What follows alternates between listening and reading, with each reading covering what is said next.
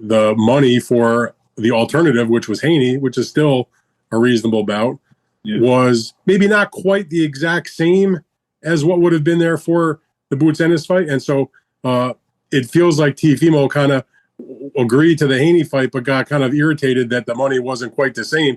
And that sent him off the cliff into writing all the crazy tweets. And I saw the videos he did that, Turkey fired him, or I got fired from boxing. I mean, he's kind of maybe lost his mind a little bit. So the bottom line is, whereas the Haney camp, from what I am told, was good to go, agreed to, all set, let's do it. Then it became a little bit of a problem because I would imagine that Turkey was not too pleased by the things that Teofimo not only posted, but clearly, I guess, understood at some point it was not proper for him to do that, and ended up deleting one of the tweets. And so I guess they're going to try to salvage the fight. We unpack. We unpack. We unpack. Coming to your live boxing ego unpack. Yeah. We unpack. We unpack. We unpack. Coming to your live. Teofimo Lopez and Devin Haney fight now in jeopardy. Rest in peace to Alex Trebek. Is in jeopardy. A fight you guys see, they had a confrontation years ago. A fight people have wanted to see, and it may not happen. It may not happen. I said it may not happen. Oh, Lord.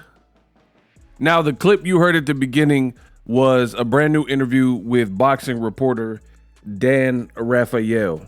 And Dan Rafael was kind of breaking down the situation and letting folks know. And I'll put it at the end too, so you can hear like the complete, because that was kind of a snippet.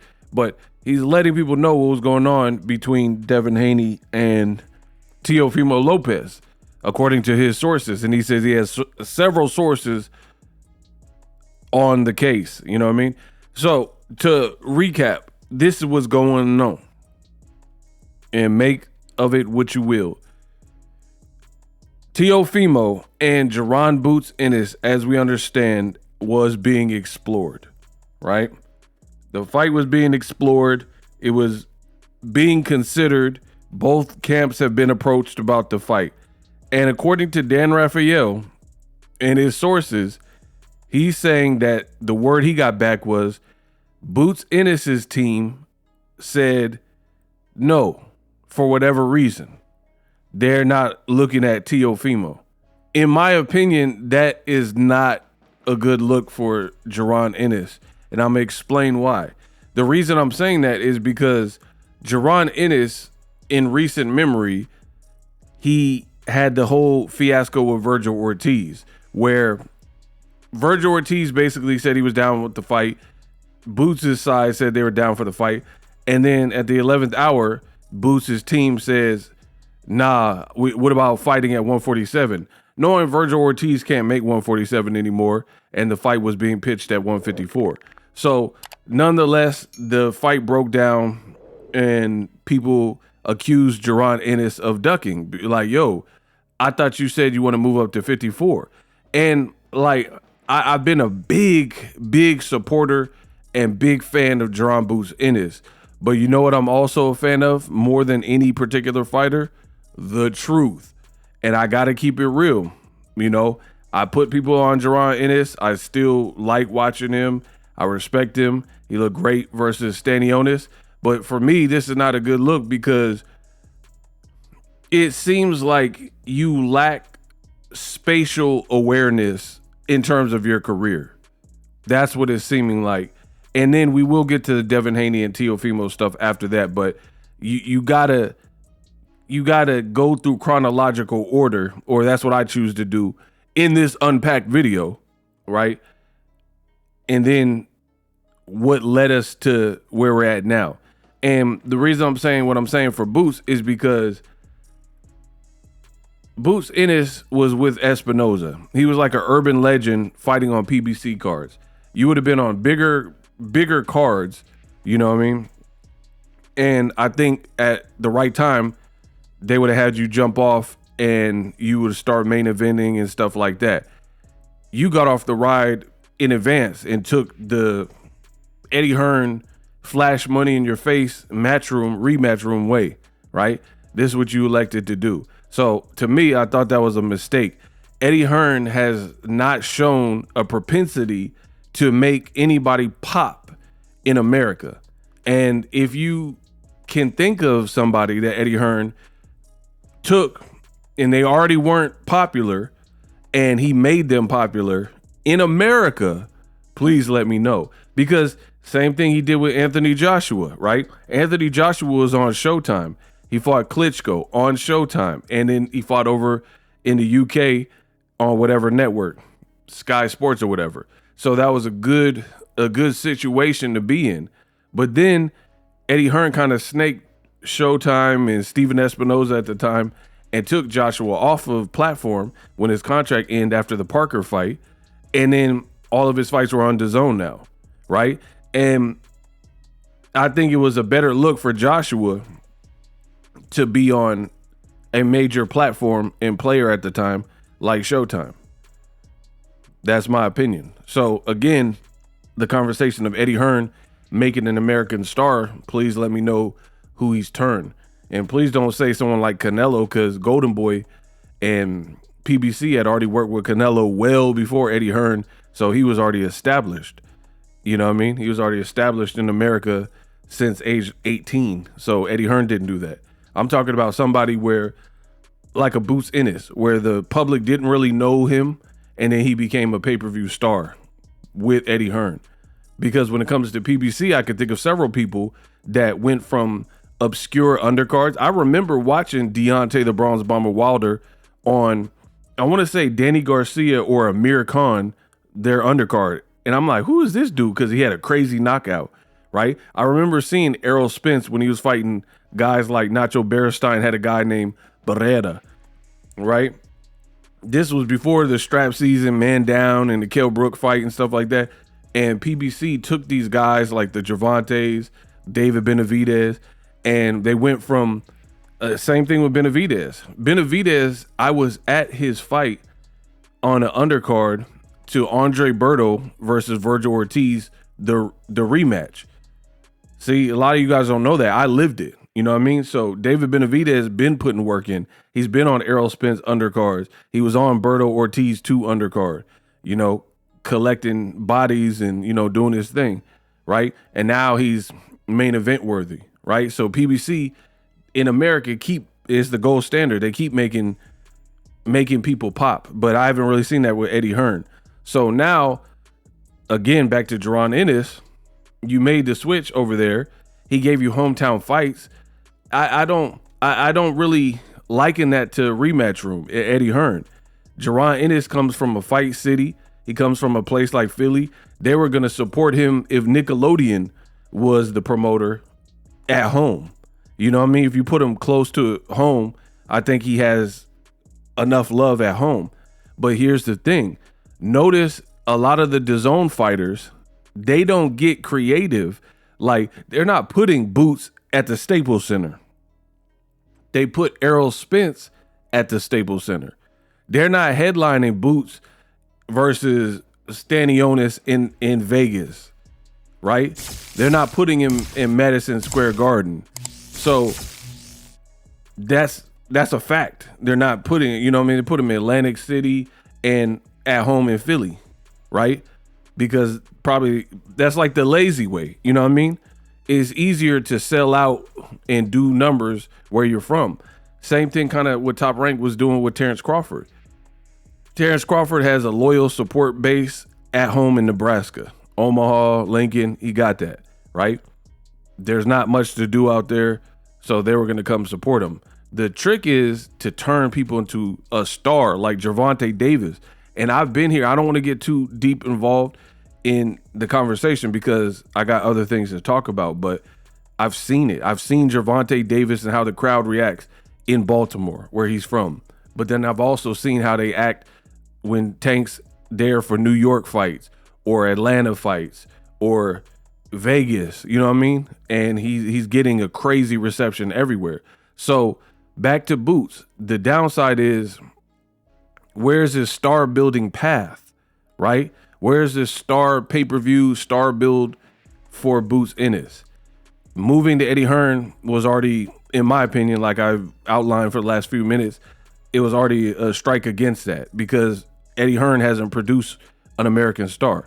But then beyond that, you keep getting these fights that would at least get you a lot of respect, like Virgil Ortiz or even Teofimo, that are like big namesake fights. Obviously, the Virgil Ortiz, he got like a version of the WBC belt, but it's at a higher division. Teofimo would be moving up, but Teofimo's been a thorn in people's backside talking about black people and stuff like that. And some of the Boots fans are weirdos. They're like, yeah, starve him out. They're like, yeah, don't give Teofimo nothing. Don't give him any looks, blah, blah, blah. But Teo being racist and saying race-related innuendos and things to rage bait people, wouldn't that be like, you guys are making boxing soft? I swear, people are making boxing soft, and it's disgusting. It's deplorable, right? Wouldn't this be more reason to see the bigger Boots, who's a talented fighter and would be the favorite, tear Teofimo up? Like, what are we talking about?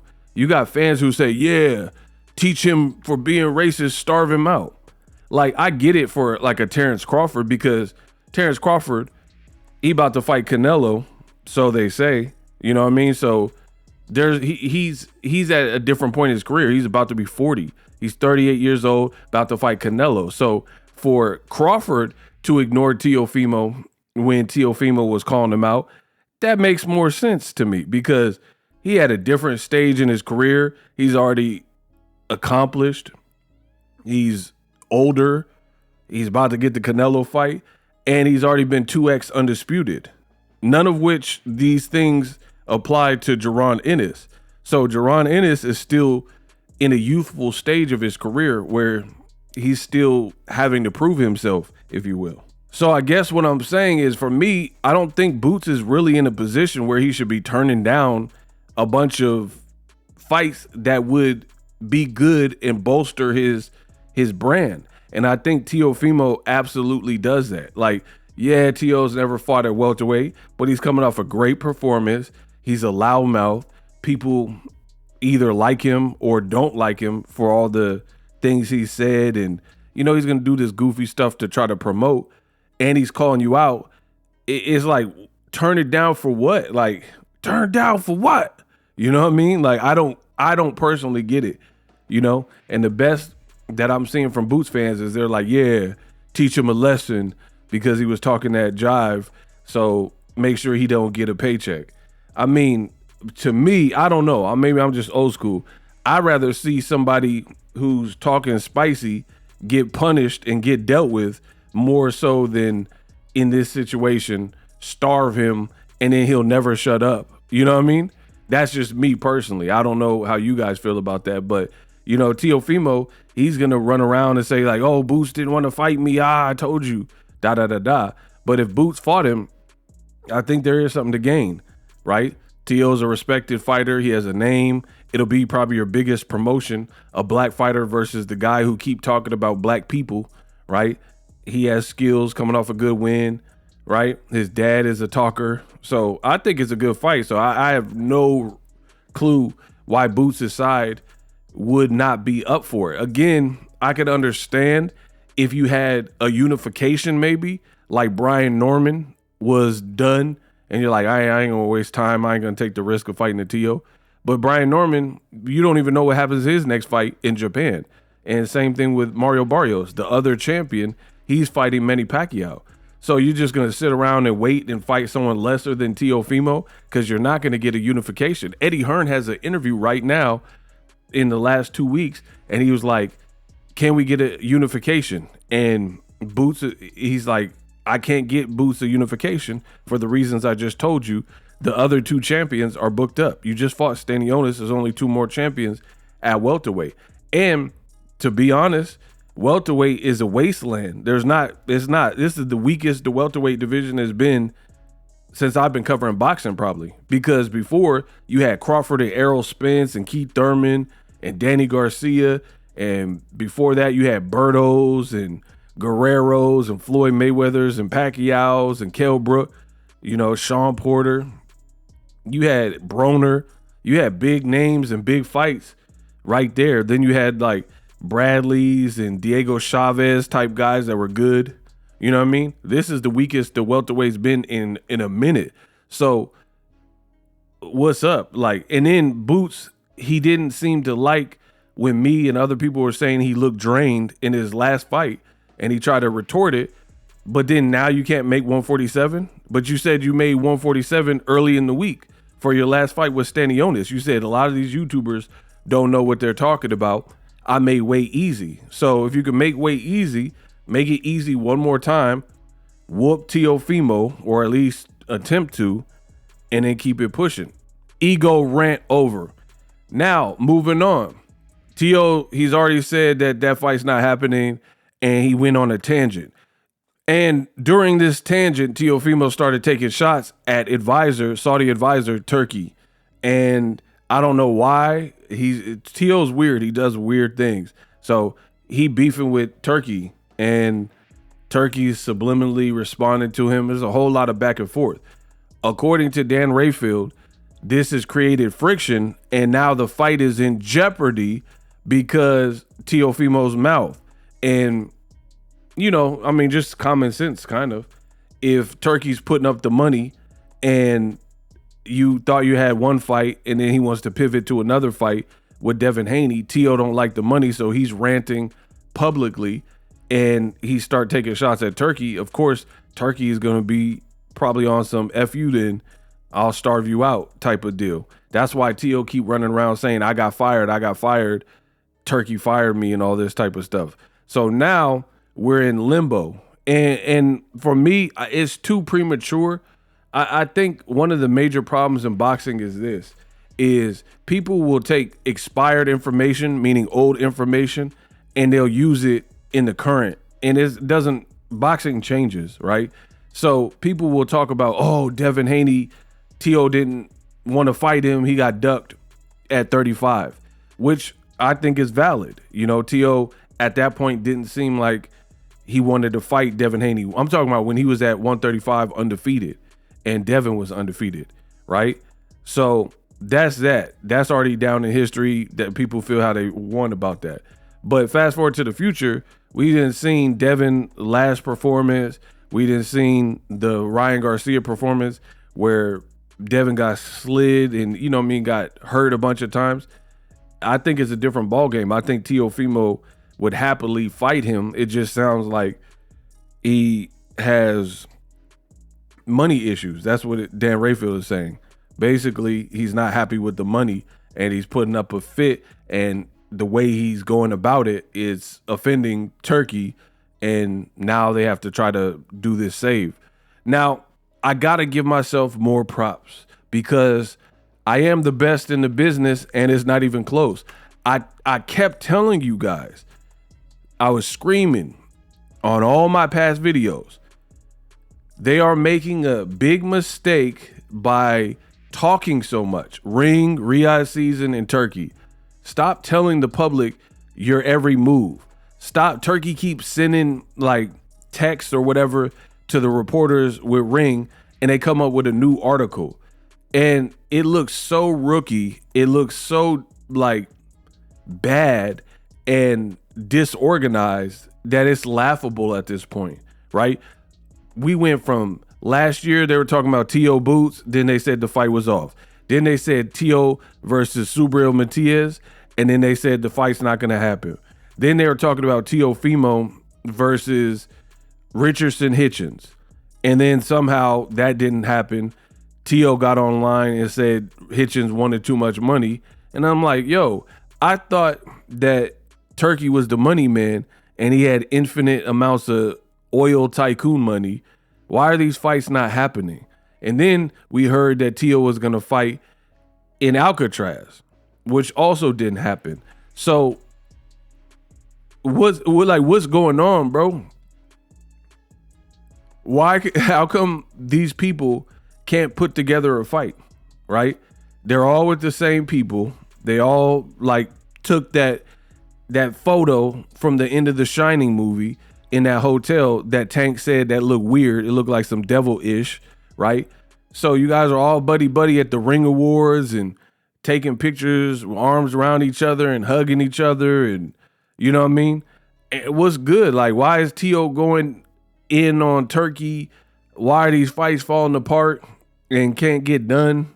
Like, I thought you got endless amounts of money and that was the only obstacle. That's what you guys were saying. You said Turkey's saving boxing and he's bridging the gap. And the only obstacle that has been the case why promoters aren't working together and fights aren't making was money. But now you said Turkey has so much money that that's no longer an issue. So if that is in fact the case, how come Tio and Boots can't happen? How come they're saying Tio versus Devin is now in limbo? I mean, this look crazy. And I want to add this. A lot of these younger Gen Z fighters, they're not doing it right. And they're not interesting enough to keep the fans' imaginations while BS continues to keep happening. Meaning like Mayweather and Pacquiao, they were so great and they were such anomalies that people were willing to, I guess, wait and keep debating Mayweather versus Pacquiao, who would win, and it did big numbers when it finally happened. But in this new Gen Z, in the society we're in now, it's not the same. It's not the same at all. People just get over it and go watch a movie, go watch Sinners, go watch another streamer. People ain't playing these games and stuff. So boxing continues to shoot itself in the foot because it's better to strike while the iron's hot. Now, Teofimo versus Devin, I don't know if the fight's going to happen because Teofimo is wilding on Turkey and he's like, yo, Habibi, how about I fight you? Like, he's putting up flyers and weird stuff. Like, you just got to look at his social media. You know what I mean? So is Turkey going to just show an immense level of professionalism and put that aside and still make the fight? I don't know. You know what I mean? I don't know at all. And then on top of that, they're saying Tio doesn't like the money. He was down for the money offer with Boots. So that's another thing is Turkey, you don't really seem like he F with Devin Haney like that. Like the Haneys, they done completely bow down to Turkey like, oh man, the money's so good and we love Turkey. But I don't think Turkey's showing the same love because why would the money be different to fight Boots than it is to fight Devin Haney if you feel that they're both big fights? Like if Devin is as big as his fan base thinks he is, right? Then Teofimo and Devin should be a very good fight. You know what I mean? People have wanted to see that for years. Devin's undefeated on BoxRec. You know what I mean? So this has more of a backstory than Teofimo versus Boots. But according to the report, Turkey was willing to pay more to Tio for the Boots fight. And now he's mad because the money is less for Devin Haney. You know what I mean? And then, you know, I guess some of that goes to Devin Haney because his last fight was not awe-inspiring. So people were like kind of over it. So maybe that's why Turkey is like, nah, I'm not spending that much money for that particular fight. So I think Turkey moves kind of in accordance to what he feels is a great fight. Like he likes Better Biev and Bivol 1, 2, and 3. So he'll make that. You know what I mean? Like two Muslim fighters and is undisputed. He likes that. But if Turkey doesn't like fully get behind the fight, like he likes Canelo and Crawford even. So he'll do whatever he needs to appease both sides. But then it shows you he don't really feel that way with Tio and Devin if he can't situate this and get the money right to make the fight, which is a shame because, again, we've wanted to see this fight for I don't even know how many years. So hopefully it happens. We'll see. Let me know what you guys think. We unpacked. Well, I don't know if that's going to be the actual outcome. I think everybody involved, I guess, is trying to salvage the fight. look, I did write about that. I did make that point this morning. I didn't. I'm pretty sure I'm the only one that wrote that, but that's 100%. I mean, I have it from a variety of people that are involved, so to speak, in the room, if you will.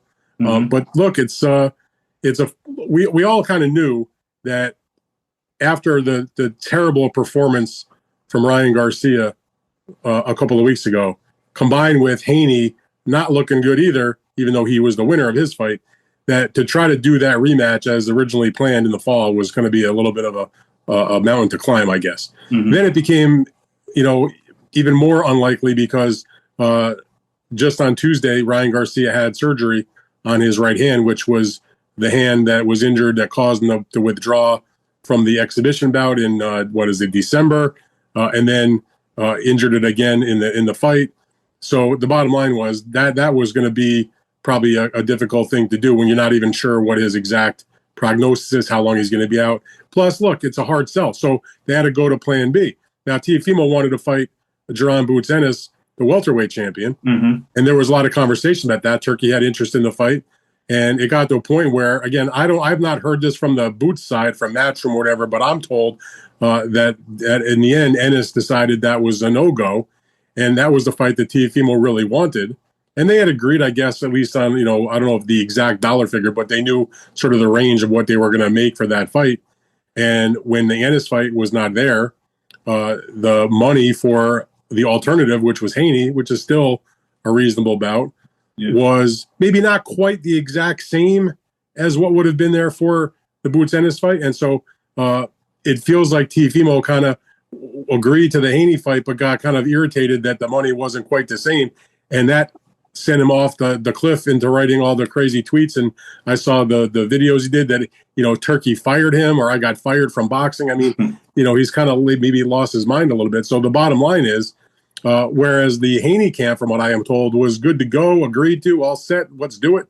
Then it became a little bit of a problem because I would imagine that Turkey was not too pleased by the things that Teofimo not only posted, but clearly, I guess, understood at some point it was not proper for him to do that and ended up deleting one of the tweets.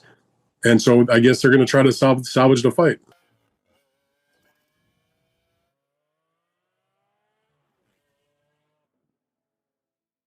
Live streaming can be tough, which is why I use StreamYard. Click the link in the description for StreamYard, which is an awesome tool that enables you to set up your stream with ease of use. Get great results with live streaming. It's what I use. Stream to social media with ease with StreamYard. Live streaming is here to stay. Engage with your audience using StreamYard. Great way to reach out to your audience and connect. So you need a tool that can do that.